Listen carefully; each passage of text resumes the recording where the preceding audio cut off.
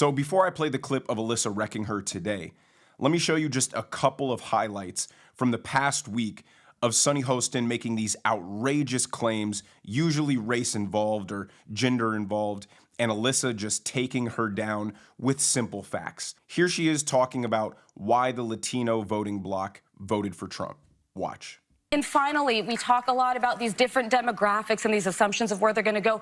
Latinos in Texas, a district that's 97% Latino, went 75 percentage points for Donald Trump. Why? Misogyny. It's on the border. It's the border misogyny. crisis is on their doorstep. And they were begging people to care about it for years. We need to take some lessons. That's what that was. The lessons are not misogyny. Who's there? And this is exactly what Bill Maher was saying the other day when he absolutely destroyed the Democrat Party. If you guys have not seen that video, I'll leave a link to it on screen so you guys can check it out. I mean, he seriously dropped a harsh reality check on the Dems. But what he said was, it's no surprise that people who see everything through the lens of race and sex see the reason that Kamala lost due to racism and sexism.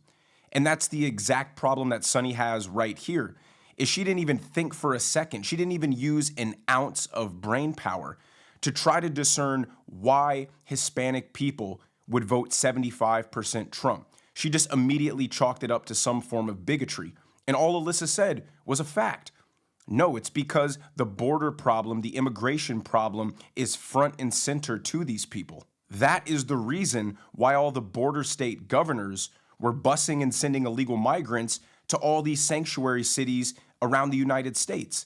Because it's so easy for these people who don't have to deal with the problem to say how virtuous they are and how welcoming they are to illegal immigrants when you're not actually dealing with the repercussions of a huge influx of illegals and how it can burden your educational system, your medical system, your housing system. It causes a lot of problems that people who just aren't exposed to it don't understand. So when you have a community that's 90% Hispanic right on the border, they're the ones dealing with the full force of the problem more than anybody else.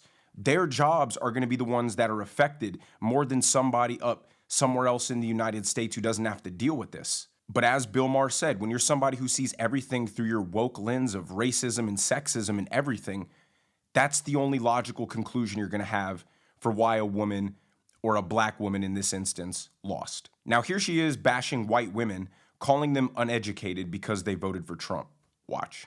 What we did not have is white women who voted about 52%, right, for Donald Trump. Uneducated white women, is my understanding.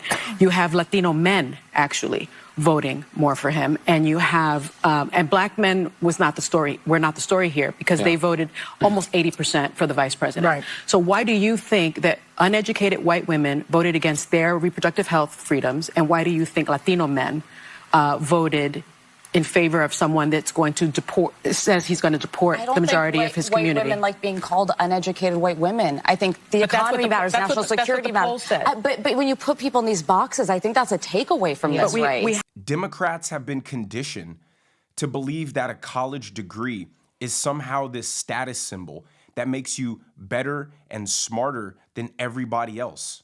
Just because you go to college and get a degree doesn't mean you're more intelligent or even more educated than somebody who didn't. If you go to college and you get a degree for gender studies, please tell me, how does that make you any more educated than the plumber down the street, or the electrician, or the guy who builds houses? I've always had this theory that because Democrats go to college and they get themselves in this student debt trap, that they have to somehow justify to themselves this poor decision by falsely equating the degree that they got to some semblance of success or superiority over the next person. They have to believe that their college degree makes them smarter than the next person, or else they'll feel really stupid and really shameful for the decision to go into debt to get a degree that didn't yield you any true return out in the real world. So when they poll people and they categorize them based in a college educated or not college educated, the college educated people